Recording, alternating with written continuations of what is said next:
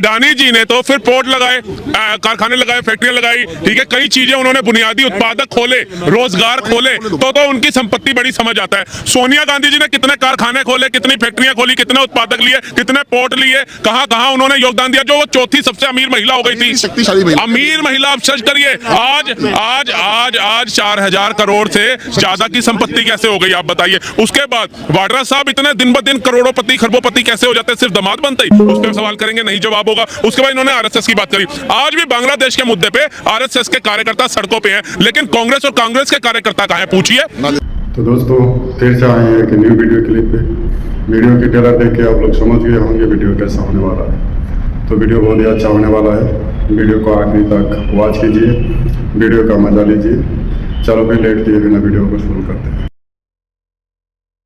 और ये जो राहुल गांधी, ये जो बड़ी दुहाइयां मारते हैं ना, जिसे पढ़ने नहीं पता, संविधान के एक चीज नहीं पता, जो ज्ञान देता है, मैडम ये बाइबल पढ़ने वाले संविधान को नहीं ज्ञान देंगे, समझ रहे हो? इनको इन्हीं के पास रहने दो। और जो ये चमचे जो उसके चमचे पीछे चल रहे हैं ना, वो इनको जरासी सी पिन मारते हैं, चमचे आरएसएस पे बोलते हैं। मैंने पहले भी बोला, इंदिरा गांधी की औकात नहीं थी आरएसएस पे बोलने की, तो ये चमचे कैसे बोल रहे हैं? 4 बार प्रतिबंध लगाया था आरएसएस वापस से मैं मुद्दे से भटकना नहीं चाहूंगी। मैं चाह रही हूँ कि जो प्राइम मिनिस्टर को इनडायरेक्ट वे में उन्होंने करना चाहिए। देखिए, प्रधानमंत्री को बहादुर तो मैं भी बता दूंगा। अगर प्रधानमंत्री जो है अडानी पे जो बहस हो रही है उससे बचेंगे तो उसको कैसे बहादुर बताएंगे? आप ये बताइए, प्रधानमंत्री जी ने बीजेपी जो क्या बोलते हैं इसकी मीडिया पार्ट की जो न्यूज को आधार बना के वो कर रही थी, खुद मीडिया पार्ट ने उसका विरोध कर दिया कि भाई आप जो कह रहे थे वो जो है झूठ आप बोल रहे थे। खुद मीडिया, मैं नहीं कह रहा हूँ, फ्रेंच आउटलेट स्लैम्स बीजेपी पे मीडिया पार्ट ने कहा कि आप झूठ बोल रहे हो, राजनीतिक लक्ष्यों को साधने के लिए आप जो है इसको हमारी रिपोर्ट को आधार बना रहे हो, बिल्कुल गलत है। तो अडानी पर बहस क्यों नहीं आप कर रहे हो? और देखिए, एक तथ्य और देता हूँ, 2001 में मोदी जी हमारे सीएम बने थे गुजरात के, उस समय पर अडानी की संपत्ति 3300 करोड़ थी,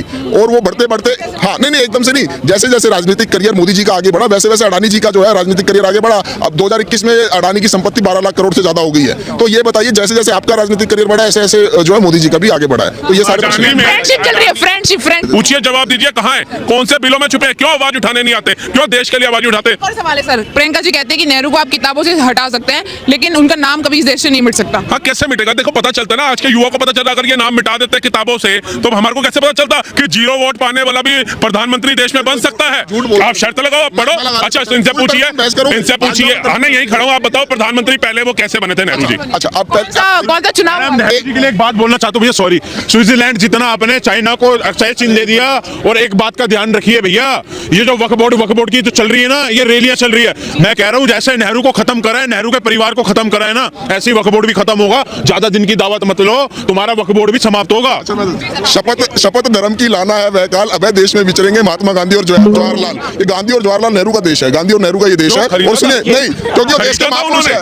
नहीं, सुनिए, खरीदा था उन्होंने, पैसे दिए थे क्या? मोतीलाल महापुरुष, जो महापुरुष थे उनको फांसी पर लटका दिया। शांत रहे हमारे महात्मा गांधी जी, जो महापुरुष थे उनको आपने क्या किया? उनके साथ नहीं चले। सरदार पटेल, जिन्होंने कितनी रियासतों को मिला करके ये भारत, आरएसएस पे प्रतिबंध भी लगाया था, वो भी बताइए। पर्सनल आदमी का नहीं हो सकता सर। पटेल साहब को भाजपा से दिक्कत है, कांग्रेस से दोनों की जांच करा लो ना, दूध का दूध, जनता को पता लग जाएगा कौन ईमानदार है, वे उसे बेईमान कह रहे, वो उसे, और इतने इस चक्कर भी है। और दोनों पार्टियां मजे ले रही है, ये भी 10-12 साल होगी मजे लेते हुए, कांग्रेस ने ले लिया मजे। हमें बताओ क्या मिल रहा है? मजे में एक्सप्रेसों की सौगात दे गए। यहाँ पे कौन सी पार्टी संविधान के अनुसार चल रही है, ये सवाल है। संविधान से कितना प्रेम है, मैंने बता दिया ना।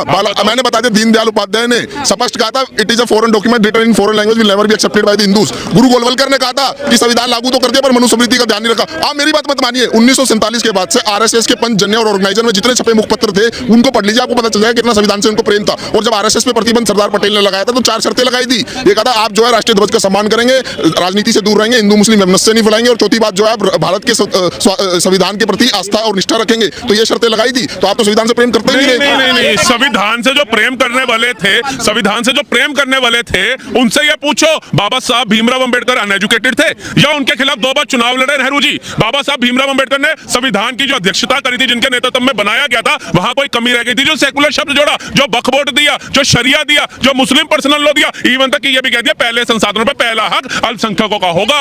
ये संविधान की धज्जियां किसने उड़ाई? एक बहुत बड़ी बात प्रियंका जी ने कही कि एक बार बैलेट पेपर पे चुनाव कराओ, दूध का दूध पानी का पानी हो जाएगा। 2009 के अंदर लाल कृष्ण अडवाणी एंड बड़े बड़े बीजेपी के नेता गए थे जंतर मंतर पर धरना देने के लिए, बैलेट पेपर से होना चाहिए, ईवीएम से नहीं होना चाहिए। तब सत्ताधारी जो सरकार बैठी थी, मनमोहन सिंह जी प्रधानमंत्री थे, क्यों विरोध किया? तब क्यों ईवीएम नहीं हटाई? आज जब ईवीएम से सही चुनाव हो रहा है, चुनाव आयोग आपको 2 से 3 बार बुला चुका है कि आकर के बताओ कैसे एक्ट होती है, हमें भी पता चले। सर्वोच्च न्यायालय आपको धिक्कार चुका है, धकार चुका है, उसके बाद भी आपको लज्जा नहीं आ रही। और तीसरी बात, जब प्रियंका गांधी वाड्रा जी वायनाड से जीतती हैं, तब ईवीएम पे सवाल क्यों नहीं खड़े होते? झारखंड पे क्यों नहीं खड़े होते? पंजाब सरकार के ऊपर क्यों नहीं खड़े होते? दिल्ली सरकार जो सीएम बनाती है अरविंद केजरीवाल, इस पे सवाल खड़े क्यों नहीं होते? जहां जहां पर भाजपा आएगी वहां वहां ईवीएम पे सवाल खड़े होते हैं। आप एक बात बताइए, विनेश फोगाट का बड़ा प्रचार कर रहे थे, आजकल गुप्त वो लापता के पोस्टर उनके लग रहे हैं, वो जब जीती तो उसके ऊपर अपने ईवीएम के ऊपर सवाल क्यों नहीं उठाए? वो कैसे जीती बताइए? समय समय पर कैसे खराब?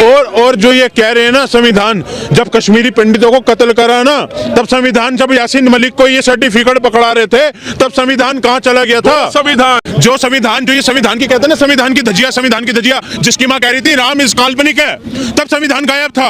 है राम सेतु तुड़वाने का काम कर रही थी, तब संविधान गायब था। ठीक है, हमारे सारे गुरुकुल बंद करवा दिए, तब संविधान गायब था। और आज ज्ञान दे रहे हैं उनके चमचे। सबसे बड़ी बात बताइए मैडम, वक्फ जो एक्ट आया था, वक्फ बिल जो इन्होंने पास किया संशोधन करके संविधान के अंदर, उससे देश को क्या फायदा था ये बताएं? क्यों धज्जियां उड़ाई संविधान की? सवाल मैंने आपसे लिया था, वही मैं सर बैलेट पेपर चुना, मेरा सवाल वो उन्होंने बोला। सुनो जो इन्होंने कहा, देखिए ये आजकल जो है हमारे भाजपा के मित्र जो है अंबेडकर का बहुत नाम लेते हैं। अंबेडकर ने हिंदू कोड बिल से वो लेकर आ रहे थे ना, तो यहाँ पे एक रामलीला मैदान है। अंबेडकर जी तो लगा लो, नहीं हमारे तो हमारे सम्मान नहीं देता, सम्मान दे रहे हैं, बिल्कुल दे रहे हैं अम्बेडकर जी, बाबा साहब। नहीं कोई बात नहीं, बाबा साहब अम्बेडकर हैं, बिल्कुल उनका सम्मान है। और उन्होंने जो है अम्बेडकर जी ने जब जो है हिंदू कोड बिल लेकर आ रहे थे, Hindu marriage act, Hindu succession act, तो राष्ट्रीय स्वयंसेवक संघ के जो करपात्री महाराज थे, वो रामलीला मैदान में खड़े होकर अम्बेडकर का बहुत विरोध करा था। ऑन रिकॉर्ड या डॉक्यूमेंटेड हिस्ट्री है, पढ़ लेना कि जब हिंदू कोड बिल आ रहे थे तो अम्बेडकर के साथ ये बिल्कुल नहीं थे। और अम्बेडकर वो व्यक्ति थे जिनको जो है क्या बोलते हैं, जवाहरलाल नेहरू ने अपनी कैबिनेट में उनको स्थान दिया था, उनको लॉ मिनिस्टर बनाया था। और दूसरी बात आरएसएस का जहाँ पे हेडक्वार्टर है, कहाँ पर बोला, महाराष्ट्र के अंदर है ना, नागपुर के अंदर, उसी नागपुर के अंदर अम्बेडकर ने अपने 6 लाख अनुयायियों के साथ हिंदू धर्म छोड़ दिया था और बौद्ध धर्म अपना लिया था। केवल बहस वहां रखी, मुद्दे बहुत सारे हैं।